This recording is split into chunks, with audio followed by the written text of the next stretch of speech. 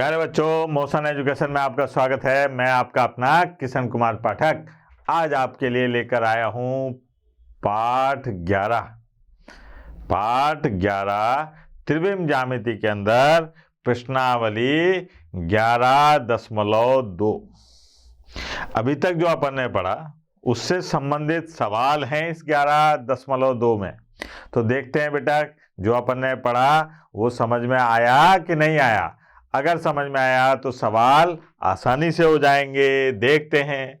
जैसे ये है पहला प्रश्न, क्या है साहब? एक रेखा का कार्तीय समीकरण ये है, ये रेखा का कार्तीय समीकरण है, इसका सदिश समीकरण ज्ञात करना है। क्या कहा जा रहा है अपने से कि ये रेखा का कौन सा समीकरण है? कार्तीय समीकरण। अपने को क्या काम करना है?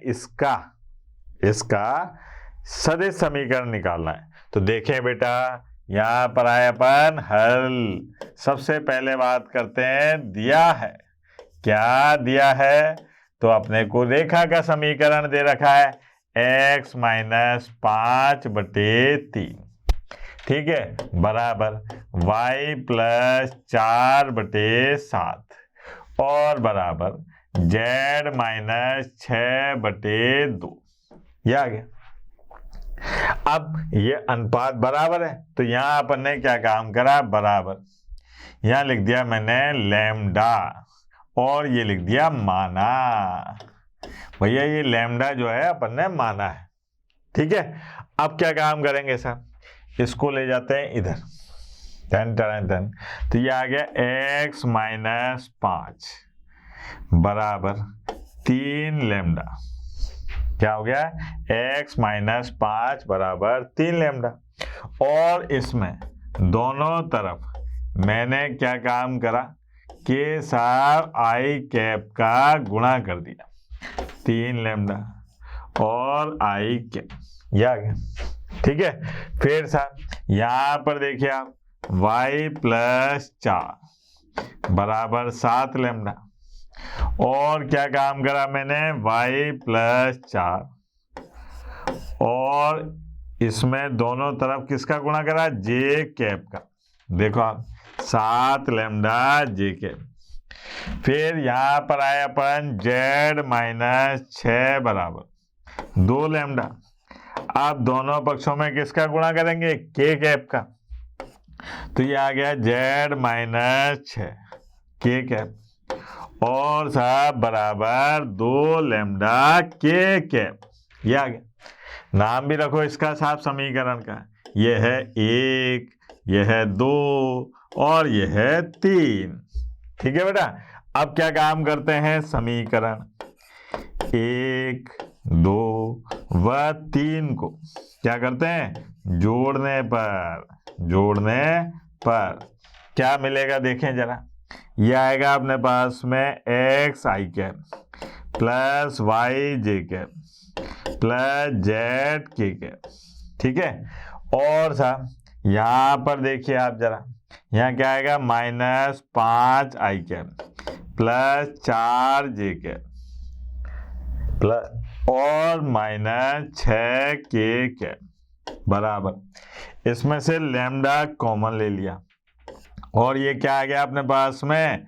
3 i cap plus 7 j cap और प्लस 2 k कैप। ये हो गया। अब यहां पर इसको तो क्या कह सकते हैं अपन? ये है व्यापक बिंदु का स्थिति सदिश। तो इसको तो लिखा मैंने r सदिश और इसको ले गया इधर, तो ये आ गया 5 i cap minus 4 j cap और plus 6 k cap plus lambda और ये आ गया 3 i cap plus 7 j cap plus 2 k cap. ये हो गया अपना सदिश रूप में रेखा का समीकरण। कौन सा वाला सदिश रूप? ये वाला r सदिश बराबर a सदिश प्लस लैम्डा b सदिश, ये वाला रूप है। यहाँ पर r व्यापक बिंदु का स्थिति सदिश होता है, a सदिश जो है a सदिश बिंदु ए का स्थिति सदिश है जिससे होकर ये रेखा गुजर रही है और बी सदिश के समांतर है। क्या है? बी सदिश के समांतर है। तो ये आया अपना कार्तीय रूप से सदिश रूप में बदलने पर सदिश रूप में रेखा का समीकरण। ठीक है बेटा, और देखते हैं यहां पर अगला प्रश्न देखिए आप। ये क्या कहा जा रहा है अपने से कि मूल बिंदु और 5, -2, 3 से जाने वाली रेखा का समीकरण लिखना है। ठीक है, और कौन सा समीकरण लिखना है? सदिश का भी और कार्तीय रूप का भी। सदिश समीकरण भी लिखना है और कार्तीय रूप में भी समीकरण लिखना है। बड़ा आसान सा काम है। कैसे? यहां पर सबसे पहले बात करें अपन, दिया है, क्या दिया है बेटा? एक तो दे रखा है मूल बिंदु ओ, ये है 0,0,0 और एक बिंदु दे रखा है अपने पास में ए।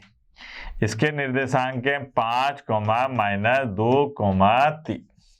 ये आ गया। ठीक है, अब अपन बात करें कि साहब ये जो रेखा है इसका नाम है ओ ए। तो पहले मैं ऐसा करता हूं, कार्तीय रूप में रेखा का समीकरण लिख लेता हूं। कौन से रूप में? कार्तीय रूप में। तो भैया कार्तीय रूप में रेखा का समीकरण लिखें साहब। तो यहां पर ओ ए 0,0,0 ए क्या है? 5, -2, 3 ये है। तो रेखा ओ ए का समीकरण क्या होगा बेटा? आपको याद है ना कैसे निकालते थे इसका समीकरण? x2 x - x1 बटे x2 - x1 बराबर y - y1 और बटे y2 - y1 और z - z1 और बटे z2 - z1।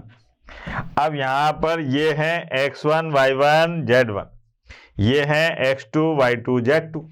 तो देखो आप x - 0 और बटे 5 - 0 और साहब y - 0 -2 - 0 और z - 0 और 3 - 0।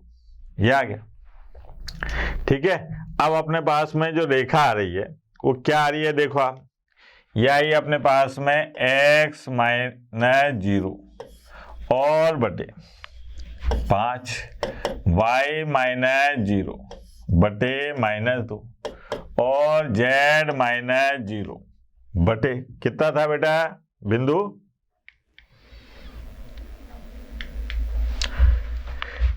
3। ये हो गई अपने पास में कार्तीय रूप में रेखा का समीकरण। ये हो गई साहब अभीष्ट रेखा।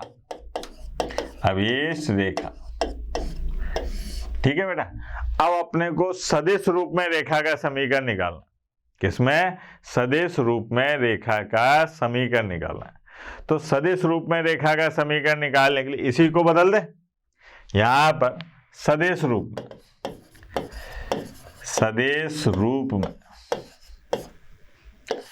क्या है साहब? ये अपने को दे रखा है x - 0 बटे 5 y - 0 बटे -2 और z - 0 बटे 3 बराबर मान लिया लैम्डा। ये आ गया साहब माना। ठीक है, अब क्या काम करो? x - 0 और बराबर 5 लैम्डा। ठीक है, दोनों तरफ i कैप का गुणा करा तो x - 0 i कैप और 5 लैम्डा i कैप। ये हो गया। फिर y - 0 ये आ गया -2 लैम्डा और दोनों तरफ किसका गुणा करा आपकी बार अपन ने? j कैप का। ये आ गया -2 लैम्डा j कैप। फिर आए साहब z - 0, ये आ गया अपने पास 3 लैम्डा। तो ये आ गया z - 0 k कैप, दोनों तरफ k कैप का गुणा कर दिया तो ये आ गया 3 लैम्डा के कैप। ठीक है, अब इनके नाम रख लेते हैं साहब, ये 1, ये 2 और ये 3। अब समीकरण 1, 2, 3 को जोड़ दो। एक समीकरण 1 प्लस समीकरण 2 और प्लस समीकरण 3, ये आ गया साहब। तो यहाँ आ गया अपने पास में एक्स आई कैप प्लस वाई जे कैप प्लस जेड के कैप माइनस 0 आई कैप माइनस 0 जे कैप और माइनस 0 के कैप बराबर लैम्डा मैंने कॉमन ले लिया, तो ये आ गया 5 आई कैप माइनस 2 जे कैप प्लस 3 के कैप। अब क्या करा, ये जो है ये है व्यापक बिंदु का स्थिति सदिश, तो यहां पर लिख दिया अपन ने आर सदिश और इसको इधर ले गया तो ये आ गया 0 आई कैप, ठीक है, प्लस 0 जे कैप और प्लस 0 के कैप प्लस लैम्डा 5 आई कैप माइनस 2 जे कैप और प्लस 3 के कैप, ये आ गया सर। ये है अपने पास में उस रेखा का समीकरण जो मूल बिंदु से गुजरती है, जो मूल बिंदु से गुजरती है तथा जिसके दिक् अनुपात क्या आ रहे हैं अपने पास में ये। ठीक, इसको देखकर ये कहता है कि सर ये तो आपने कार्तीय रूप को सदिश रूप में बदल दिया। वो तो चाह रहा है कि साहब आपके पास में कार्तीय रूप है ही नहीं, आपको तो केवल ये दे रखा है कि मूल बिंदु है और एक ये बिंदु ए दे रखा है, इन दोनों बिंदुओं से जाने वाली रेखा का समीकरण निकालूं, तो उससे भी निकाल लेते हैं बेटा। यहां पर अपने पास में क्या दे रखा है देखें जरा, ये है अपने पास में ओ बिंदु, ये है 0, 0, 0, ठीक है, ए बिंदु ये है अपने पास में 5, माइनस 2, 3, ये दे रखा है। अब अपने को केवल सदिश रूप में समीकरण निकालना है। क्या निकालना है, सदिश रूप की बात कर रहे हैं कि भाई ये दो बिंदु दे रखे हैं, तो आप सदिश रूप में रेखा का समीकरण कैसे ज्ञात करोगे।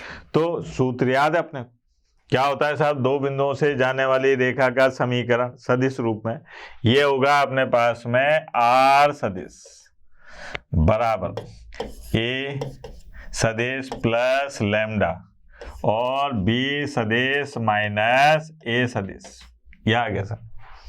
ठीक है, ये सूत्र होता है। यहां पर मूल बिंदु ओ का 0, 0, 0 का स्थिति सदिश, मैंने ऐसे ही लिख दिया साहब स्थिति सदिश, जिसको मैंने नाम दे रखा है ए सदिश, वो है 0 आई कैप, 0 जे कैप और 0 के कैप, ये आ गया। ठीक है, फिर साहब यहां पर आए बिंदु ए का, बिंदु ए क्या है साहब, बिंदु ए है 5, माइनस 2, 3 का स्थिति सदिश, ये आएगा अपने पास में स्थिति सदिश। क्या होगा बेटा, ये है अपने पास बी सदिश बराबर 5 आई कैप माइनस 2 जे कैप और साहब प्लस 3 के कैप, ये आ गया। अब मुझे यहाँ पर बी सदिश माइनस ए सदिश चाहिए, तो बी सदिश माइनस ए सदिश क्या होगा बेटा, यह आएगा अपने पास में 5 आई कैप माइनस 2 जे कैप और प्लस 3 के कैप, यह आ गया। अभीष्ट रेखा का समीकरण, अभीष्ट रेखा का समीकरण क्या होगा बेटा, अभीष्ट रेखा का समीकरण आर सदिश बराबर ए सदिश की जगह 0 आई कैप प्लस 0 जे कैप और प्लस 0 के कैप प्लस लैम्डा 5 आई कैप माइनस 2 जे कैप और प्लस 3 के कैप, ये आ गया, ये आ गया सर। अगर दो बिंदु दे रखे हैं और सदिश रूप में रेखा का समीकरण ज्ञात करना हो तो ऐसे नहीं आई बात समझ में। एक और प्रश्न देखते हैं ऐसा ही, यहाँ पर बिंदु दे रखे हैं दो पहले की तरह, ठीक है, इसमें अपने को सदिश तथा कार्तीय रूप में समीकरण ज्ञात करना है। अब मैं ऐसा नहीं करूंगा कि इनको मिक्स करूं, सदिश रूप में कैसे समीकरण निकालते हैं वो अलग करेंगे, और कार्तीय रूप में रेखा का समीकरण कैसे निकालते हैं वो अलग करेंगे, दोनों अलग अलग है ना। तो यहाँ पर सबसे पहले हल, हाँ भाई, हल में क्या है, दिया है क्या दिया है साहब कि एक बिंदु दे रखा है A3, -2, -5 और B बिंदु दे रखा है 3, -2, 6। ये आ गया साहब। सबसे पहले कह रहा है सदिश रूप में तथा कार्तीय रूप में रेखा का समीकरण निकालना। तो अपन सदिश रूप की बात करते हैं, सदिश रूप है ना, यहाँ लिख देता हूं सदिश रूप। अब सदिश रूप में रेखा का समीकरण निकालने गया तो दो बिंदुओं से जाने वाली रेखा का समीकरण क्या होता है साहब, ये होता है R सदिश बराबर A सदिश और प्लस लैम्डा B सदिश माइनस A सदिश। ये आ गया। अब यहाँ पर A सदिश क्या है साहब, तो बिंदु A का 3, -2, -5 का स्थिति सदिश ये क्या है बेटा, ये है OA सदिश या फिर A सदिश बराबर ये है 3i कैप -2j कैप और -5k कैप। यह आ गया साहब। फिर अपन ने बात करी बिंदु बी क्या है, 3, -2, 6 का स्थिति सदिश। ये क्या होगा बेटा, ये है अपने पास में OB सदिश यानी कि B सदिश बराबर ये आएगा 3i कैप और -2j कैप और प्लस 6k कैप। यह है सर, ठीक है। ये अपने पास में मान आ गया। अब इसमें मान रखो आप, तो ये आया अपने पास में R सदिश बराबर A सदिश की जगह 3i कैप और -2j cap -5k cap plus lambda. अब B सदिश माइनस A सदिश, B सदिश माइनस A सदिश, तो देखो आप 0, 0 और 11k, तो यह आ गया अपने पास में 0i कैप और 0j कैप, ठीक है, और 11k कैप। ये हो गया सब। इसको लक्षण से लिख लो भैया, R सदिश बराबर 3i cap -2j cap -5k cap और प्लस लैम्डा 11k कैप। ये हो गया साहब। ये है अपने पास में इन दोनों बिंदुओं से गुजरने वाले रेखा का सदिश रूप में समीकरण। अब बात करते हैं अपन कार्तीय रूप में। तो देखें साहब, 3, -2, -5, 3, -2, -5 और B बिंदु क्या दे रखा था बेटा, 3, -2 और 6। ये आ गया। अब अपन बात कर रहे हैं कार्तीय रूप में। क्या में बेटा, कार्तीय रूप में। अब कार्तीय रूप में दो बिंदुओं से गुजरने वाली रेखा का समीकरण क्या होगा बेटा, ये होगा अपने पास में x माइनस x1 और बटे x2 minus x1, y minus y1 बटे y2 माइनस y1 और z माइनस z1 बटे z2 माइनस z1। यही होगा दो बिंदुओं से गुजरने वाली रेखा का समीकरण कार्तीय रूप में, यही होता है। ये लिख दिया था। अब यहाँ पर क्या काम करते हैं, x1 y1 बताते हैं। तो बेटा a ये है 3, -2, -5, ये क्या है वास्तव में x1 y1 z1, यही तो है। ऐसे ही बिंदु b जो है ये है 3, -2, 6, ये क्या है, ये है x2, y2, z2। ये आ गया है ना। अब इनमें मान मेल दो, तो मान मेलते ही क्या हो जाएगा, देखो x माइनस x1 और बटे x2 माइनस x1, तो क्या आ जाएगा साहब 3 - 3, y माइनस y1 +2 और बटे -2 + 2 और z माइनस, तो ये आ गया +5 और बटे में 6 + 5, ये हो गया। तो ये आ गया x - 3/0 y + 2/0 और z + 5/11। ये आ गया अपने पास में अभीष्ट रेखा का समीकरण, दो बिंदुओं से गुजरने वाले रेखा का समीकरण, वो भी कार्तीय रूप में। देखो आई बात समझ, आगे बढ़ते हैं। हाँ भाई, ये क्या कहा जा रहा है, एक रेखा युग्म दे रखा है और अपने को इनके बीच का कोण ज्ञात करना है। दो रेखाओं के काय में त्रिविम ज्यामिति के अंदर दो रेखाओं के मध्य का कोण ज्ञात करना है। अच्छा, ये जो अपने को दे रखा है, ये दे रखा है इसका सदिश रूप। कौन सा रूप दे रखा है, सदिश रूप। तो पहले बात करते हैं अपन किसकी, कि क्या दिया है हल। यहां पर दिया है, क्या दिया है बेटा, r सदिश बराबर, यह है 2i cap -5j cap -k cap plus lambda और साथ 3i cap plus 2j cap और 6k कैप। अगर मैं आपसे पूछूं कि ये कौन सा रूप है बेटा, तो ये है r सदिश बराबर a1 सदिश और लैम्डा b1 सदिश, ये वाला रूप है। ठीक है, फिर साहब बात करिए अपन ने, और क्या दे रखा है, r सदिश बराबर 7i cap plus 0j cap और -6k कैप प्लस म्यू और ये है i cap plus 2j cap plus 2k cap.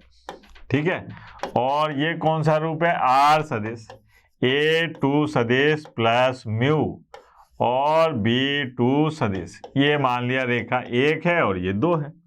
अब इन दोनों के बीच में कोण निकालना है और अपने को उस कोण का सूत्र याद है। क्या होता है सूत्र, याद है ना, क्या था बेटा, कि यहां पर जो कोण बनेगा वो इन दोनों सदिशों के बीच में बनेगा, b1 सदिश और b2 सदिश। यहां पर b1 का काम कौन कर रहा है, ये b2 का काम कौन कर रहा है ना, यही चाहिए। यहाँ पर a1 a2 तो चाहिए नहीं, तो यहाँ लिख लेता हूं, यहाँ पर b1 सदिश बराबर क्या है, 3i cap plus 2j cap और प्लस 6k कैप, ये है b2 सदिश। ये क्या होगा साहब, ये होगा अपने पास में i cap plus 2j cap और प्लस 2k कैप, यही है। अब रेखा एक व रेखा दो, रेखा एक व रेखा दो के मध्य कोण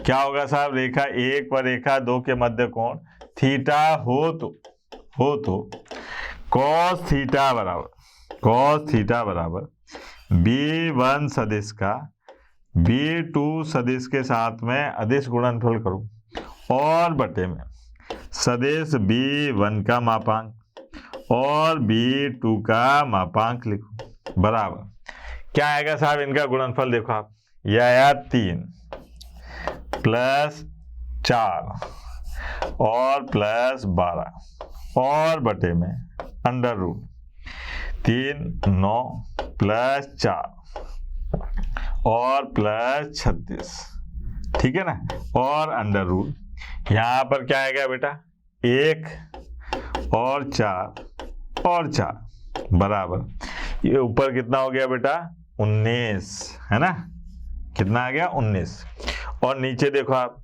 ये 40 और 49 यानी कि 7 और ये 9, तो 7 और 3, तो ये आ गया अपने पास में 3 और गुणा 7 यानी कि 19/21।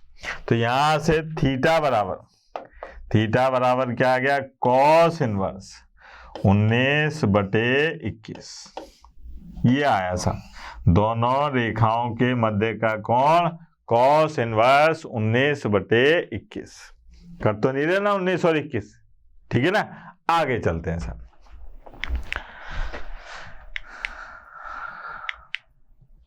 हाँ भाई, वो सदिश रूप में था, यहाँ पर कार्तीय रूप में रेखा का समीकरण निकाल। ओ वो सदिश रूप में था जिसके दोनों रेखाओं के मध्य कोण निकाला, ये कार्तीय रूप में है। कार्तीय रूप में दो रेखाओं के मध्य कोण निकालना, देखें कैसे निकालेंगे। सबसे पहले बात है, दिया है, क्या दिया है साहब, यहाँ पर दिया है कि साहब x माइनस 2/2, y माइनस 1/5 और z प्लस 3/-3, ये है अपने पास में रेखा एक। क्या है ये अपने पास में रेखा एक। अगर मैं कहूं कि साहब रेखा एक के दिक् अनुपात क्या होंगे बेटा, दिक् अनुपात ये है A1 B1 और C1 बराबर A1 B1 C1, इनको कोष्टक में नहीं बंद करते, अनुपात है। तो यहाँ होंगे 2, 5 और -3, 2, 5, -3। ये क्या है, रेखा एक के दिक् अनुपात, रेखा एक के दिक् अनुपात। फिर साहब और क्या दे रखा है साहब, रेखा 2 दे रखी है, x प्लस 2/-1 और y माइनस 4/8 और z माइनस 5/4, ये रेखा 2 है। रेखा 2 के दिक् अनुपात क्या होंगे बेटा, रेखा 2 के दिक् अनुपात ये है A2 B2 C2, ये आ गया अपने पास में -1, -8, -4, ये ठीक है। अब अपने पास A1 B1 C1 भी है, A2 B2 C2 भी, अर्थात दोनों रेखाओं के दिक् अनुपात है। अब अपने को निकालना है दोनों रेखाओं के मध्य का कोण, क्या निकालना है, कोण। तो यहां पर आते हैं अपन, रेखा एक व रेखा 2 के मध्य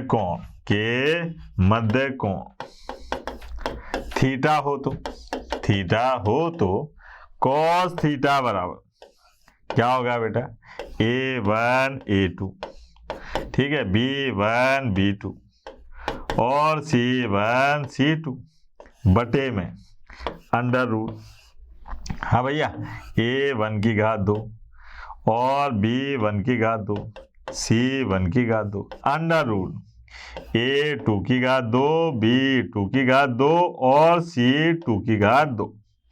अब यहां पर क्या है अपने पास में, 2, 5 -3 और -1, 8, 4, A1 B1 और C1 क्या है, 2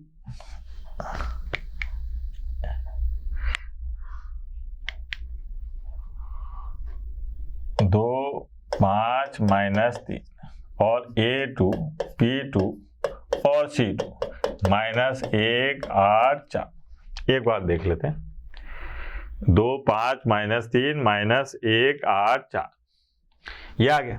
अब cos थीटा बराबर मान मेल दो, ये आ गया भैया 2 गुणा -1, 2 गुणा -1, 5 गुणा 8 और -3 गुणा 4 और बटे में अंडर रूट 4 + 25 + 9 अंडर रूट 1 + 64 + 16, ठीक है।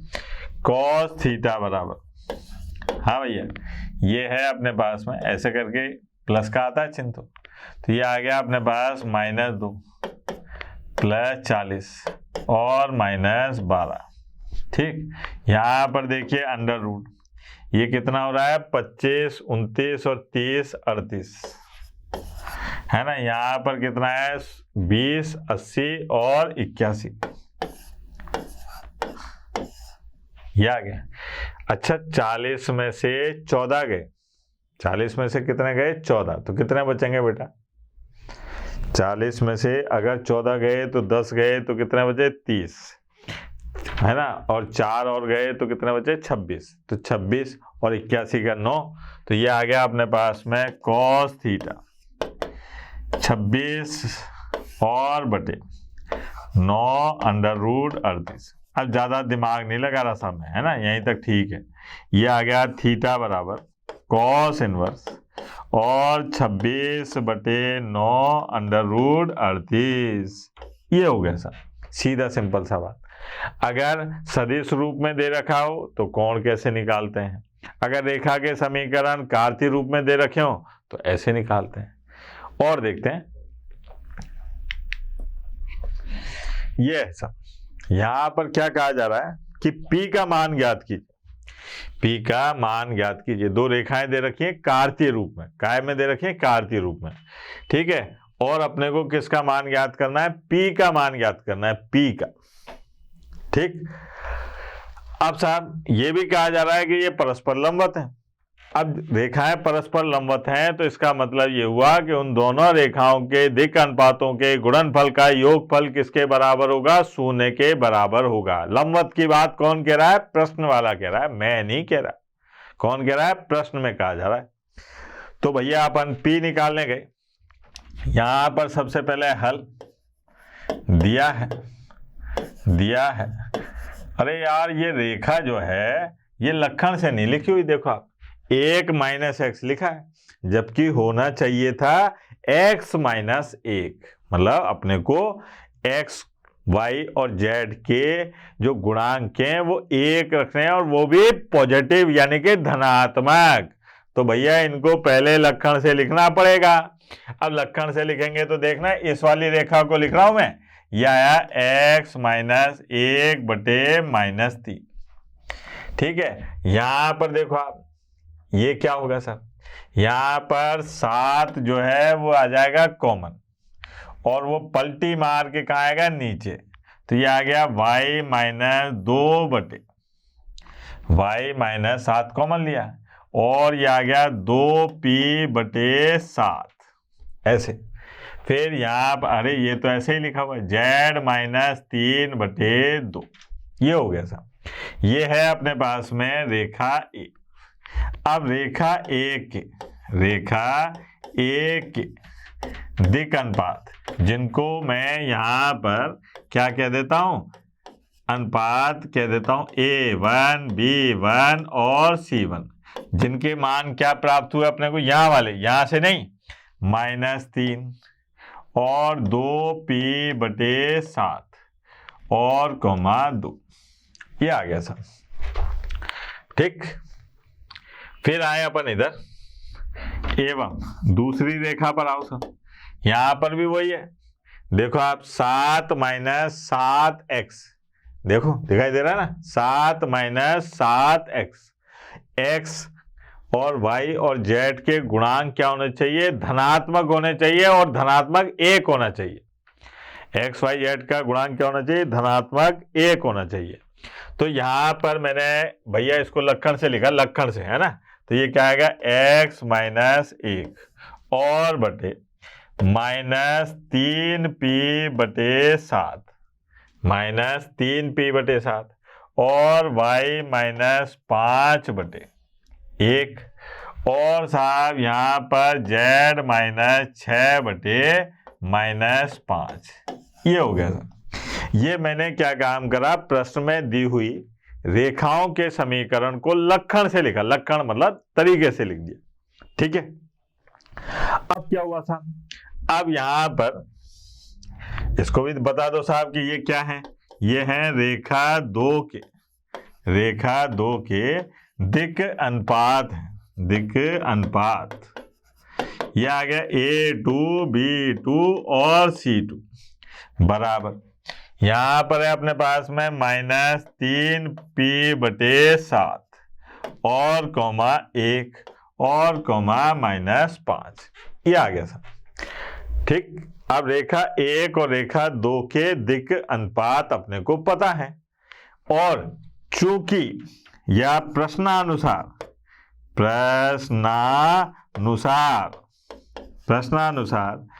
रेखा 1 क्या है, लंबवत है, किसके? रेखा 2 के। रेखा 1 लंबवत है रेखा 2 के, इसलिए क्या होगा? A1 A2 B1 B2 और C1 C2 ये बराबर होगा किसके? 0 के। रेखा 1 और रेखा 2 लंबवत है। अब लंबवत होने पर क्या होता है कि रेखाओं के दिक् अनुपातों के गुणनफल का योगफल 0 होता है। तो वो लिख दिया साहब। अब यहां पर मान मेल दो, तो ये आ गया अपने पास में -3 और साहब गुणा -3p/7, ठीक है, फिर प्लस 2p/7 और गुणा 1, ठीक, फिर प्लस यहां पर आया 2 गुणा और -5 बराबर 0। सबसे पहले तो ये 7 एलसीएम लेके वहां पहुंचाओ साहब, तो ये आ गया अपने पास में 9p + 2p। अब ये आया 10, तो ये आ गया -70, ठीक है, और बराबर 0। सही है।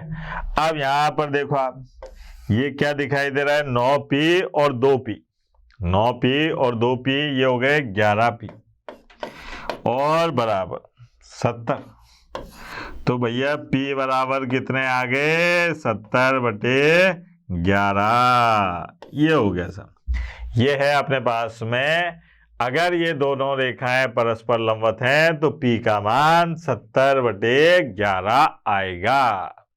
ठीक है बेटा, बस इतना याद रखना है कि प्रश्न में आपको ये घुमा फिरा के दे सकते हैं, है ना, कोई दिक्कत नहीं है, लेकिन अपने को क्या याद रखना है कि भाई x y z जो हैं इनके गुणांक हमेशा धनात्मक 1 होने चाहिए, और नहीं है तो करो, ठीक है। और करने का तरीका यही, कॉमन लेके और नीचे वाली संख्याएं जो दिक् अनुपात हैं इनमें छेड़खानी कर दो, वही करा मैंने।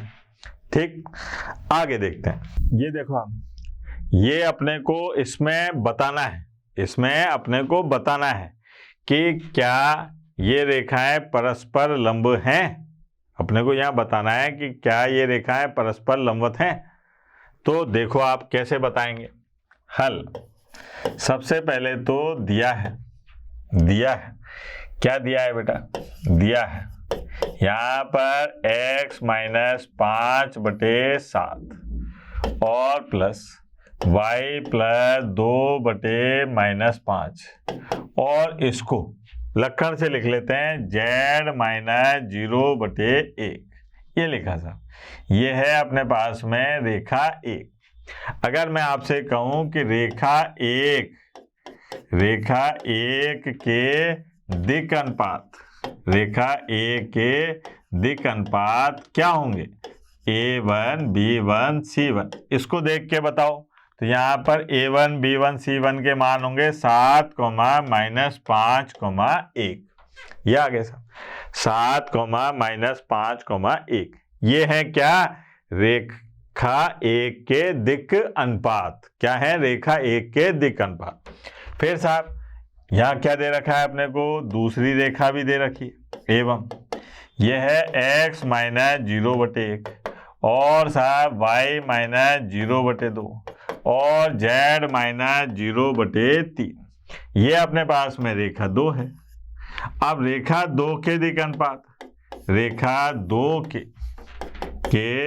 दिक् अनुपात, ये क्या होगा साहब? दिक् अनुपात ये है अपने पास में A2 और B2 और C2।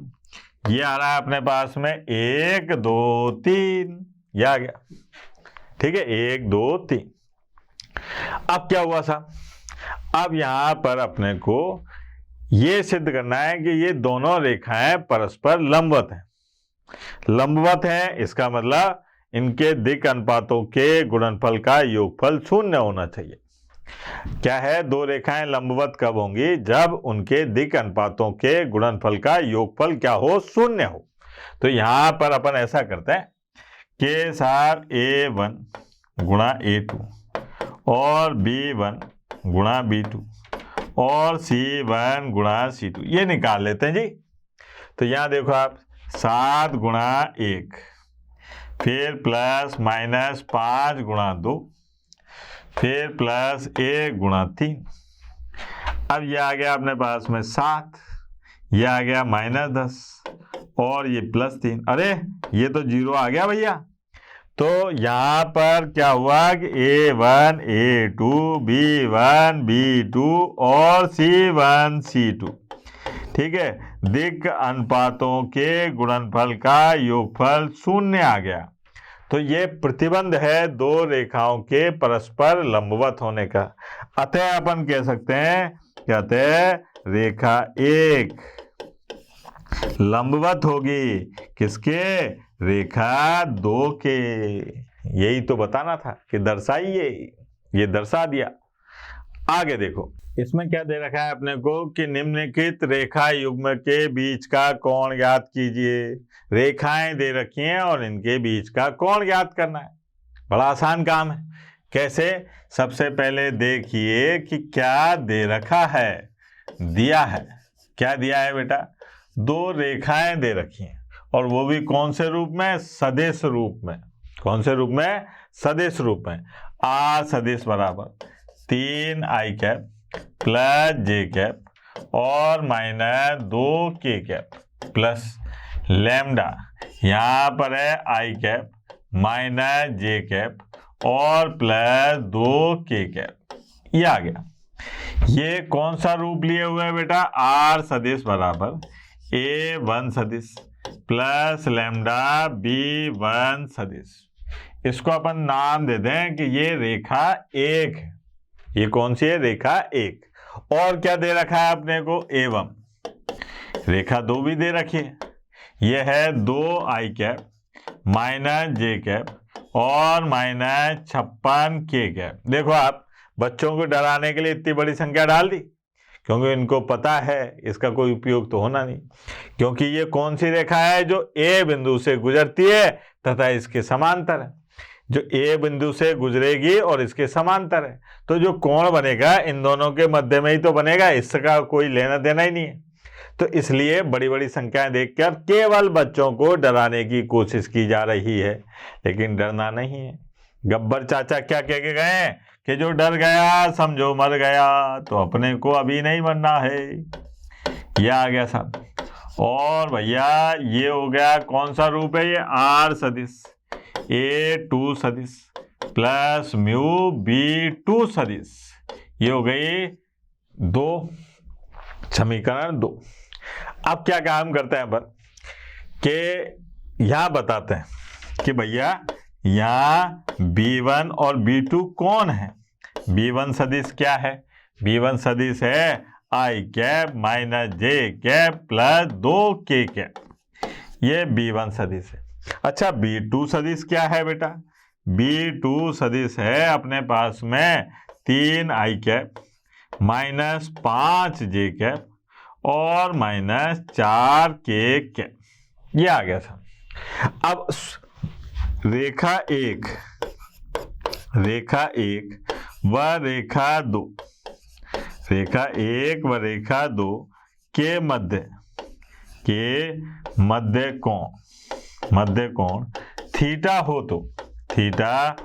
तो अब सूत्र क्या होगा बेटा, ये होगा cos थीटा बराबर b1 सदिश का b2 सदिश के साथ में अदिश गुणनफल, b1 सदिश का b2 सदिश के साथ में अदिश गुणनफल और b1 सदिश का मापांक और b2 सदिश का मापांक।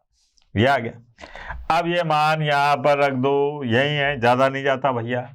cos थीटा बराबर, हाँ भाई, यहाँ पर देखो आप इनका अदिश गुणा करते हैं तो क्या आएगा 3 और ये कितना आ रहा है देखो आप 10 ये आ गया +5 और -8 और बटे में अंडर रूट, यह आ गया 1 + 1 + 4 और अंडर रूट, ये क्या आ गया 9 + 25 + 16।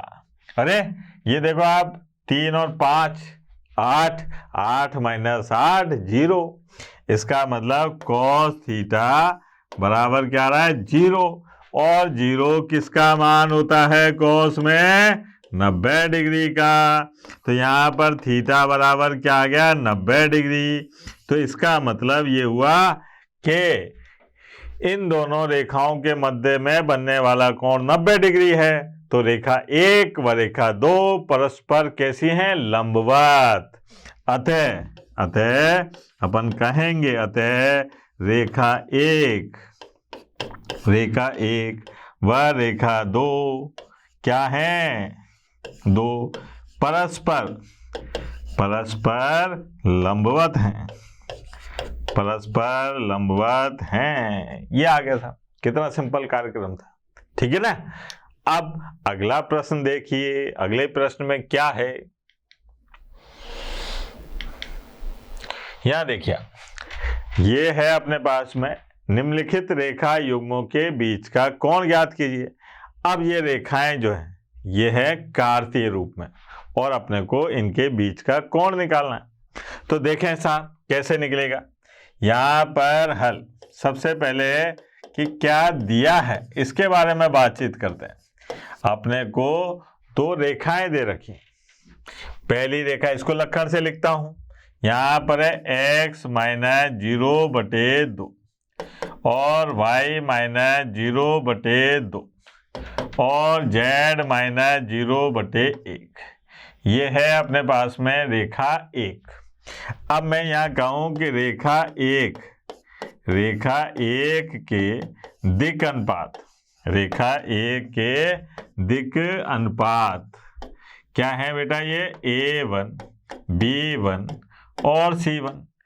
ये क्या दिखाई देंगे यहाँ पर, 2,2,1। ये है साहब, रेखा 1 के दिक् अनुपात क्या है, 2,2,1। दिक् अनुपातों को कभी भी कोष्ठक के अंदर नहीं लिखते हैं, ऐसे ही लिखना है, ठीक है। अब आगे चलते हैं। एवं और क्या दे रखा है बेटा, और दे रखा है x माइनस 5/4 और y माइनस 2/1 और z माइनस 3/8। ये है अपने पास में रेखा 2। अब क्या काम करते हैं, रेखा 2 के दिक् अनुपात क्या होंगे बेटा, दिक् अनुपात। रेखा 2 के दिक् अनुपातों का नाम रखा अपने A2, B2, C2। ये है अपने पास में कितने, 4,1,8। ये आ गया। अब यहां पर अपन रेखा 1 व 2 के मध्य, रेखा 1 व रेखा 2 के मध्य, 2 के मध्य कोण अगर थीटा हो, कोण थीटा हो तो क्या होता है बेटा, cos थीटा बराबर, सूत्र याद है ना, सूत्र क्या था, A1 A2 B1 B2 और C1 C2 और बटे में अंडर रूट A1 की घात 2 B1 की घात 2 C1 की घात 2। सूत्र जरूर लिखना, नहीं तो नंबर कट जाएंगे। क्या होगा, नंबर कट जाएंगे। और साहब C2 की घात 2 ये है। अब इसमें मान रखते हैं साहब, A1 B1 C1 के मान क्या है, 2 2 1 और इसके मान क्या है, 4 1 8। A1 B1 और C1 के मान क्या है बेटा, 2 2 1 और A2 B2 और C2 के मान क्या है, एक बार देख लेते हैं, 4 1 8 4 1 8। अब cos थीटा, यहां पर देखो आप 8, भाई दोनों का गुणा कर रहे हैं तो ये आ गया 8 + 2 + 8, ठीक है। फिर बटे में अंडर रूट, ये आ गया 4 + 4 + 1, फिर अंडर रूट, ये आ गया अपने पास में 16 + 1 + 64, ये हो गया, ठीक। अब यहां पर देखिए आप cos थीटा बराबर, ये कितना हो गया बेटा, 18 और बटे में ये आ गया अंडर रूट के अंदर 9, और ये कितना हो गया बेटा, ये आ गया अंडर रूट के अंदर 81, ये हो गया। अब साहब यहाँ पर cos थीटा बराबर ये आ गया अपने पास में 18, ये आ गया 3 गुणा 9, 9 से ये कट रहा है, देखो आप कितनी बार, 2 बार, ये आ गया 2/3, तो थीटा बराबर आ गया cos इनवर्स 2/3। ये है अपने पास में दोनों रेखाओं के मध्य बनने वाला कोण। क्या है ये? दोनों रेखाओं के मध्य बनने वाला कोण। ठीक है बेटा, 11.2 के लिए इतना ही प्रश्न बहुत है। अब कल अपन क्या करेंगे, 11.2 के शेष प्रश्न कल देखते हैं, उसमें अपन न्यूनतम दूरी वाले प्रश्नों का हल ज्ञात करेंगे, प्रतिच्छेद बिंदु वाले प्रश्नों का हल ज्ञात करेंगे। ठीक है बेटा, तो कल फिर मिलते हैं, तब तक के लिए टाटा बाय बाय, धन्यवाद। आशा करता हूं हमारे टॉप एजुकेटर का यह लेक्चर आपको पसंद आया होगा। अगर पसंद आया है तो वीडियो को लाइक करिए, चैनल को सब्सक्राइब करिए और शेयर भी करिए, क्योंकि ज्ञान बांटने से बढ़ता है और सही बताऊं तो पुण्य भी मिलता है। मुझे सुनने के लिए बहुत बहुत धन्यवाद। Thank you.